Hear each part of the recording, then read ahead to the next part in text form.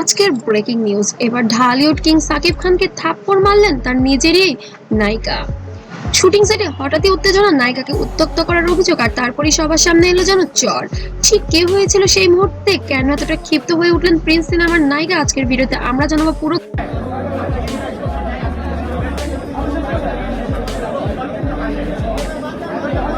ঘটনাটা শুরু থেকে শেষ পর্যন্ত। ঘটনাটি ঘটে প্রিন্স সিনেমার শুটিং সেটে, সবকিছু ঠিকঠাক ছিল, ক্যামেরা, লাইট, অ্যাকশন, কিন্তু হঠাৎ করে সেটের পরিবেশ বদলে যায় কিছুটা।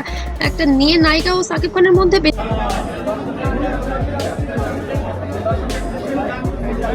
অস্বস্তি তৈরি হয়। প্রথমে বিষয়টি কেউ গুরুত্ব দেয়নি, ভেবেছিল হয়তো এটা সাধারণ শুটিং এরই কোনো অংশ। কিছু কেউ সময় পর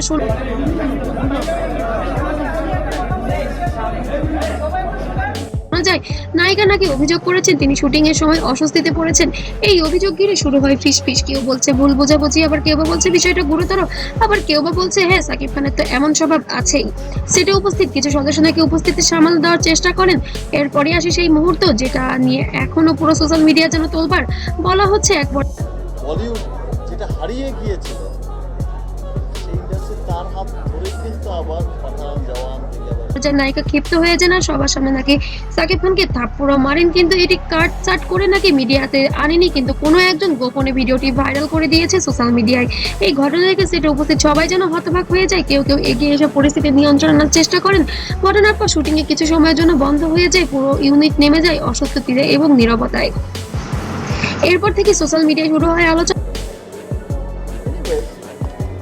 আমি আমার জায়গা থেকে চেষ্টা করে যাই এবং না, কে ঠিক কে ভুল, অনেকেই নায়িকার সাহসের প্রশংসা করেছেন, আবার অনেকেই বলেছেন ঘটনাটি যাচাই না করে কিছু বলা ঠিক নয়। এই পুরো ঘটনায় সাকিব খানের পক্ষ থেকে সরাসরি কোনো বিস্তারিত মন্তব্য আসেনি, তবে ঘনিষ্ঠ সূত্রগুলো বলেছে তিনি নাকি বিষয়টিকে ভুল বোঝাবুঝি হিসেবে দেখছেন।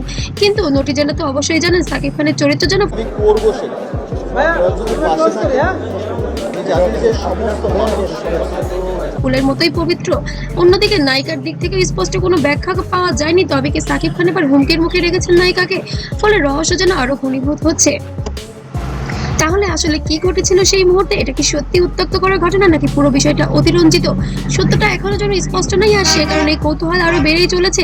আপনার কি মনে হয় এই ঘটনা 5 দিন মাল্টিপ্লেক্সে ছিলাম না, 5 দিন পরে এসে 22টা শো পেয়েছিস ভাই, 2টা শো পাওয়ার কথা ছিল এত ব্যাড রিভিউর পরে।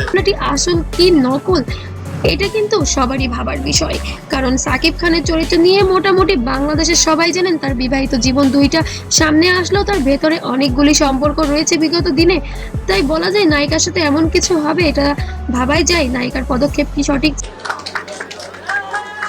এটাই হচ্ছে মানুষের ভালোবাসা, এটাই হচ্ছে মানুষের ভালোবাসা, এইরকম যে ভাই আমি আমার পছন্দের ছিল নাকি পুরো বিষয়টা ভুল বোঝাবুঝি, কমেন্টে জানান আপনার মতামত। আর ভিডিওটি ভালো লাগলে অবশ্যই লাইক দিন, শেয়ার করুন, আর এমন এমন আপডেট পেতে অবশ্যই চ্যানেলটিকে সাবস্ক্রাইব করবেন। আর পেজ থেকে দেখলে অবশ্যই ফলো দিয়ে পাশে থাকবেন। ধন্যবাদ। আমরা নিয়ে আসবো সকল সত্য ঘটনার উন্মোচন আপনাদের সবার সামনে।